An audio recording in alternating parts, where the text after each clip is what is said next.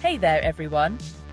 Today, we're diving into the fascinating world of design thinking. Now, I know what you're thinking. Ellen, design thinking? Sounds complicated, but trust me, it's not as intimidating as it sounds. It's actually quite intuitive once you get the hang of it. In a nutshell, design thinking is a human-centered approach to problem solving. It's about understanding people's needs, brainstorming creative solutions, and testing those solutions to see what works best. Think of it like this. Imagine you're trying to create the perfect dance routine.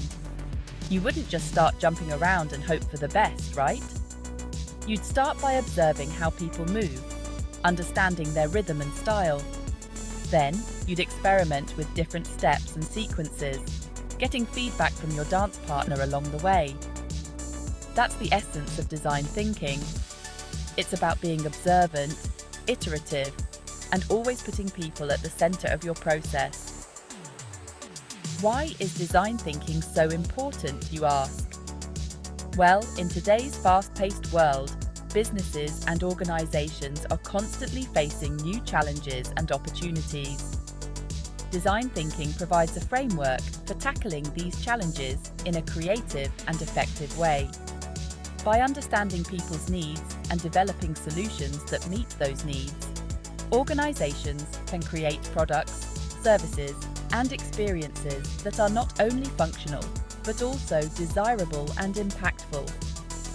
So, whether you're a CEO, a student, or just someone who loves to solve problems, design thinking has something to offer you. It's a powerful tool that can help you unlock your creativity, empathize with others, and make a real difference in the world. Embrace it and see the change you can bring about. Section 4. Ideation, Unleashing Creativity. With a clear problem statement in hand, we can now move on to the fun part, ideation. This is where we let our creative juices flow and brainstorm as many potential solutions as possible, without any limitations. The goal here is to generate a wide range of ideas, from practical to outlandish, without judgment or criticism, allowing for maximum creativity. During the ideation phase, it's important to create a safe and encouraging environment where everyone feels comfortable sharing their thoughts, no matter how wild or unconventional they may seem. Encourage your team to think outside the box and explore a variety of perspectives, pushing the boundaries of conventional thinking.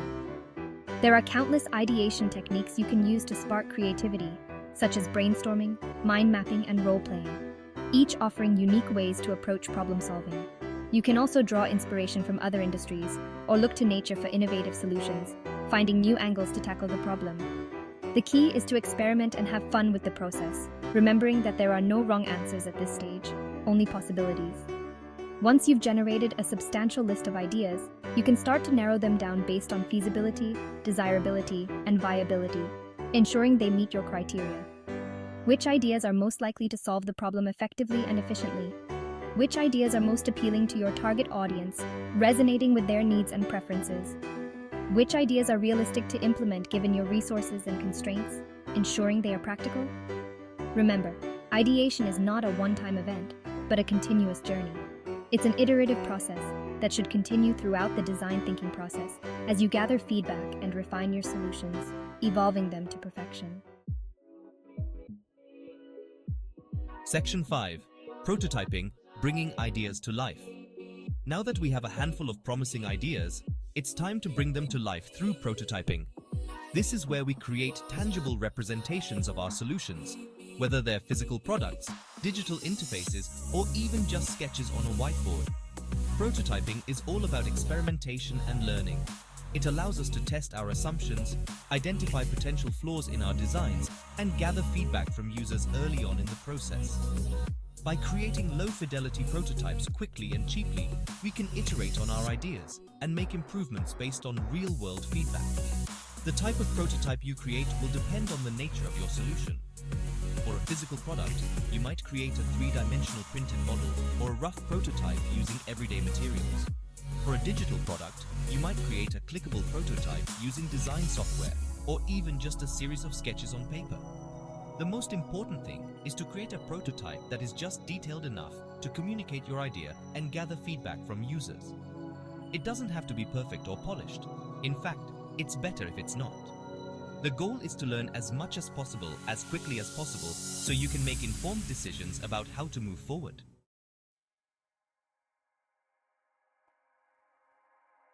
Section 6. Testing, refining your solutions.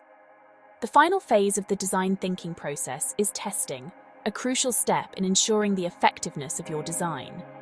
This is where we put our prototypes in front of real users and observe how they interact with them, gaining valuable insights. The goal is to gather feedback on our solutions, identify areas for improvement, and validate our assumptions, ensuring they align with user needs. Testing can take many forms, from informal usability testing with a handful of users to more formal A/B testing with larger sample sizes, each providing unique insights. The type of testing you choose will depend on your specific needs and resources, as well as the stage of your design process. During testing, it's important to observe how users interact with your prototype, ask them open-ended questions about their experience, and listen carefully to their feedback, noting any patterns. Don't be afraid to ask follow-up questions to understand their thought process and motivations, as this can reveal deeper insights. The feedback you gather during testing will be invaluable in helping you refine your solutions and make them as user-centered as possible, ensuring they meet real-world needs. You may discover that your initial assumptions were incorrect, or that users are struggling to use your prototype in the way you intended, highlighting areas for improvement.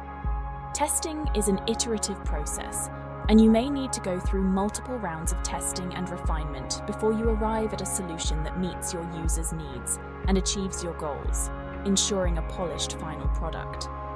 But by embracing feedback and being willing to make changes along the way, you'll increase your chances of creating a truly successful product or service, one that resonates with users and stands the test of time.